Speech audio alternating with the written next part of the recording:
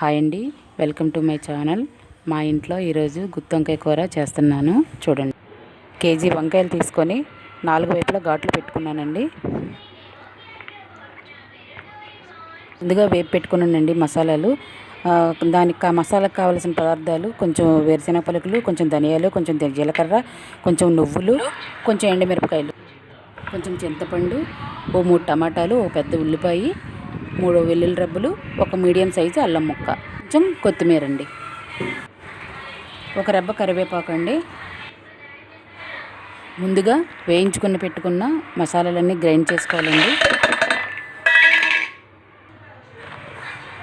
మసాలాలన్నీ కొంచెం బరగ్గా అయిన తర్వాత మిగతా ఉల్లిపాయ ముక్కలు, టమాటాలు కూడా వేసి గ్రైండ్ చేసుకోవాలండి.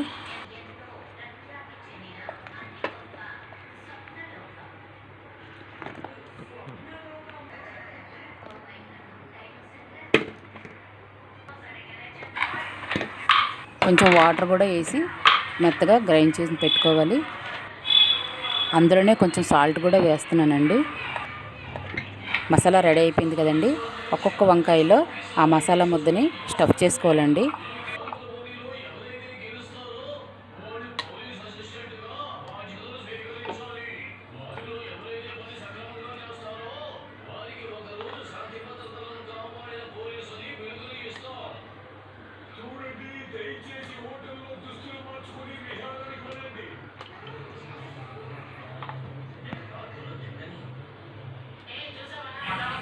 ఇలా వీడియోలో చూపిస్తున్నట్టు ఒక్కొక్క వంకాయకి మసాలా బాగా స్టఫ్ చేసుకుని ఉంచుకోవాలి.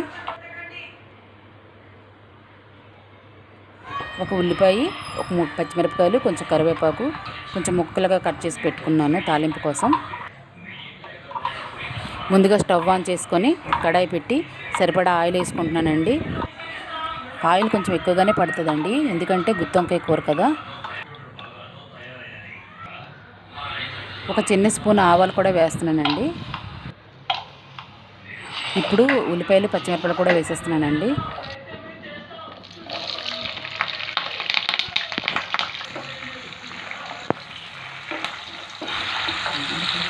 అవి దోరగా వేగిన తర్వాత వంకాయ ముక్కలు స్టఫ్ చేసుకుని ఉంచుకున్నాను కదండి వంకాయలు, అవి కూడా వేసేస్తున్నాను.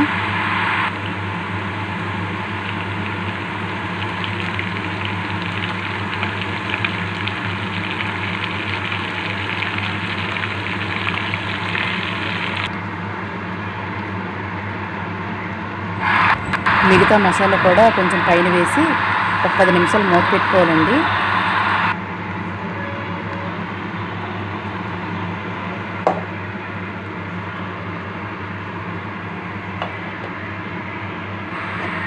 పది నిమిషాలు అయిపోయింది కదండి, మూత తీస్తాను. వంకాయలు చూడండి ఎంత బాగా మగ్గిపోయాయో. ఒకసారి పైన కింద కలిపేసుకొని కారం కూడా వేసేస్తున్నానండి.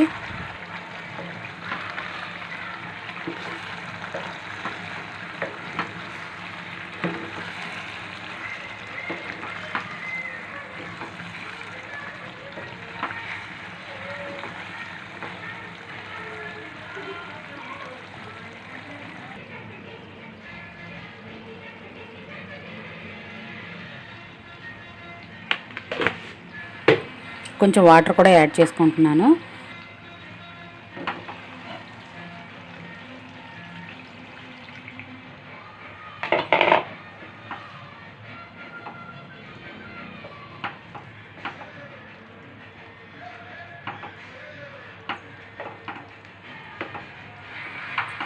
దీన్ని బాగా కలుపుకొని తగినంత సాల్ట్ యాడ్ చేసుకుంటున్నాను.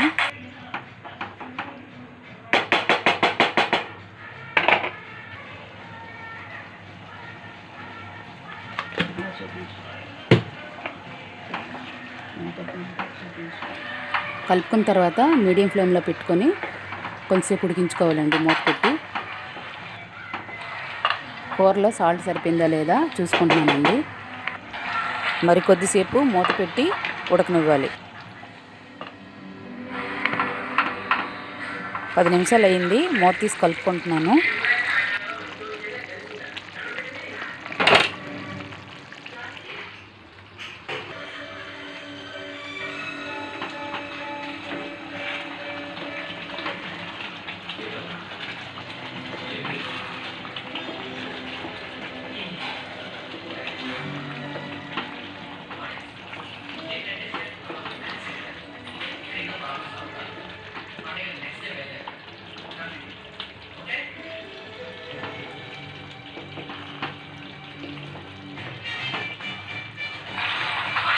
కూర అయిపోయిందండి, దగ్గర పడిపోయింది.